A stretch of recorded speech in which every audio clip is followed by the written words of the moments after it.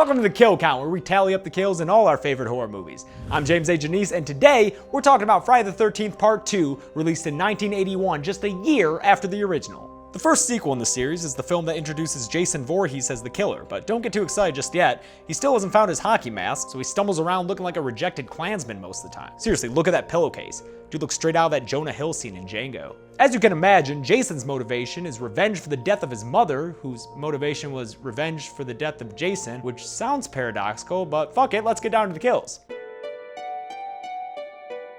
Jason's first kill is Alice Hardy, the chick from the first film that beheaded his mom. We meet back up with her in bed as she moans through a montage of stuff from the first movie, just like wriggles back and forth dreaming about it. Sucks for her, but it's even worse for us, since this padding is a full 5 minutes long. She finally gets the hell out of bed and goes for her favorite midnight snack, rotting head of course, when Jason grabs her from behind and sticks an ice pick through her temple about 11 minutes in. Weird how at this point in my life, I've seen ice picks used more for murder than for picking ice. After her death, we smash cut to title card. Yeah, awesome. Blow that shit up, guys. Then we get some opening credits and then have to wait 20 minutes for another kill, which is way too long for a Friday the 13th movie in my opinion. In the meantime, we meet future Jason victims and I guess get to know them better, although there's not much to them. There's another horny couple, another goofball, another hot chick and pervy tail chaser, but at least there's some diversity with a few token minorities and Mark, a dude in a wheelchair who could totally kick Jason's ass in arm wrestling. Too bad this ain't over the top, buddy. Our preordained final girl is Ginny, who drives a shitty car and gets a little bit of backstory that'll come in handy later. Use a little of that child psychology you're majoring in. Remember that. She's assistant to and totally bang buddies with Paul, the camp manager. None of these delightful meatbags make for Jason's second kill though. That distinction goes to another character from the first film, Crazy Ralph. Remember the weird way he used to talk? You'll never come back again. Maybe he's gotten better. They didn't believe me. Nope. While he's peeping in on Paul and Ginny, Jason garrots him against a tree. Looks like you're the one who's never coming back again. Huh, Ralph? After sexy swim times and woodsy grab ass, Officer Winslow becomes Jason's third victim nearly 45 minutes into the film. After bounding through the woods like so many majestic deer, he finds Jason's love shack, which is a little old place where you can get a hammer claw to the back of your head. Gotta love the guy's display of teeth here. He's already ready to be a skull.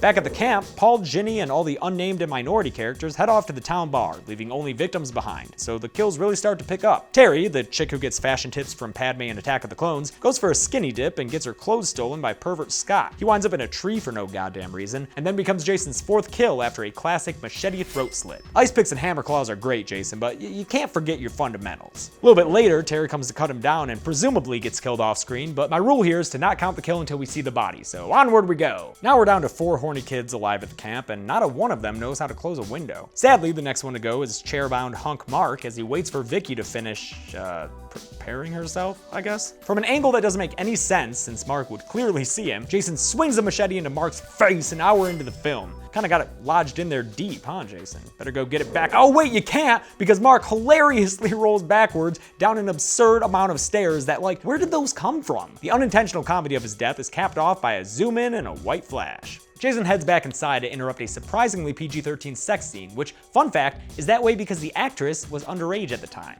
Ew. Anyway, he walks in and gets a 2-for-1, here on known as a twofer, when he impales Jeff and Sandra together through the bed with a spear in an homage to the film A Bay of Blood.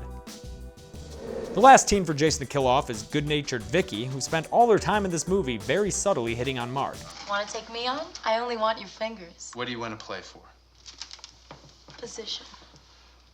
Oh, I'm sorry, I meant not subtly at all. Worked out of their way, she was totally gonna jump his bones before he got killed. She finds Jason and wakes him up from a nap, but he's all grumpy and stabs her in the stomach. Yeah, it's below screen like the lame kills from the first movie, but at least it has the stalkery POV shots that lead into it. Ginny then returns from the bar for the big final girl showdown. Jason chases her around a bunch, she goes WWE on him, by God! And then she winds up at his love shack, where she finds a creepy shrine to Pamela Voorhees, complete with rotting head. Oh, and hey look, it's Terry's body. Just kind of laying there. No blood or marks? Is she even dead? Ginny should probably try to wake her up. Instead, Ginny uses that backstory of hers to put on Mommy's musty sweater and imitate Pamela, causing Jason to get all stupid and confused. Paul returns, and together they knock Jason down and swing a machete into his shoulder, leaving him for dead, until he crashes through the window. Half of him is all deformed, and the other half looks like Hillbilly Jim. If you dig the way he looks, sorry, he's never gonna look like this again, so enjoy all this slow motion they give us here. A white flash takes us to the end, where Ginny's on a stretcher calling out Paul's name. Not gonna count Paul as a Vic since it's unconfirmed, so let's call it there and get to the numbers. Jason kills 9 people in Friday the 13th Part 2, 5 guys and 4 girls. Same as his mama did, but since he doesn't die in the end of this one, the film's total kill count is only 9, the lowest of the series. And with its 87-minute runtime, that leaves 1 human death every 9.6 minutes. I'm gonna give the golden chainsaw kill to Mark. And I know y'all gonna say the double impalement deserves it in the comments, but it's actually pretty tame thanks to the MPAA's insistence. And going backwards down all those stairs it's just the bee's knees, guys. I love it. Lamest kill is definitely Terry, who's apparently scared to death by the cameraman. No visible wounds on her body in Jason's creepy little mama temple at the end. She's just like dead. Cool. And that's it. Friday the 13th Part 2, released in 1981, actually less than a full year after the original. Next week we'll be looking at Friday the 13th Part 3, released in 3D, but not the good 3D that we have today. Until then, I'm James A. Janice. This has been The Kill Count. Hey guys, thanks a lot for watching part 2 of the Kill Count series on Friday the 13th. To subscribe, if you like what you saw, make sure you click that button over there, all that dead meat. If you found me entertaining at all, make sure you click that button to go to my other channel, Practical Folks. We've got 10 more weeks left in this series, so I want to communicate with you guys. Let me know what your favorite Friday the 13th movie is in the comments below. Thanks a lot for watching. I'll see you next week.